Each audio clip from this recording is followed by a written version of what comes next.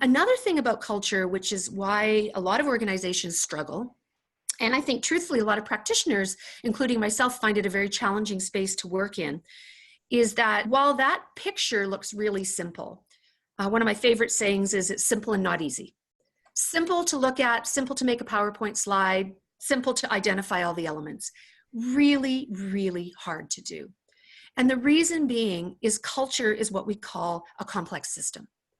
And so there's simple systems, where there's a simple, if I do this, this will happen. There's complicated systems that take expertise and learning to master. But once you've learned a complicated system, my youngest son, for example, just passed his test to be an Air Force pilot. He actually is a pilot. He can fly a car, but he can fly a plane, but he can't drive a car. And so that is, watching him fly, it's very complicated, but he has put in hours and hours and hours of practice and learning. He has got expertise, which means he can pretty much predict cause and effect. The challenge with culture, which is a complex system, anything that involves human beings is automatically complex because complex systems are emergent and they're unpredictable. There isn't a direct cause and effect that we can often see ahead of time. We can often see it in retrospect, but we often can't see it ahead of time. And so what happens in culture as well is we will take culture initiatives, for example, refresh values or roll out programs or, do town halls or do all of these things.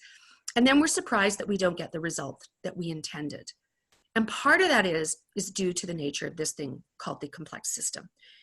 And so the reason I bring that into the conversation is that looking at bringing in mindfulness and developing the muscle of mindfulness as a cultural muscle is another one of those things that is simple and not easy and requires a high degree of patience, a high degree of probing, testing things out, sensing, responding, and adjusting. And the patience comes from the fact that we need to realize this change that we seek as practitioners in this work will happen gradually than suddenly. Susan Scott, who is an author of Fierce Conversations, wrote a wonderful book called Fierce Conversations. And she talks about this notion of gradually then suddenly. And she says, someone doesn't suddenly go bankrupt and someone doesn't suddenly win a gold medal. There is a whole bunch of graduallys that lead to suddenlies. And what I found through experience is that the graduallys, so if things are feeling really good and all of a sudden something goes wrong, like a breakup in a relationship, the common thing that often happens is one person says, what do you mean? I thought things were fine. The gradually then suddenlies that lead us to a place where we don't want to go, we often have no acute sense of that experience.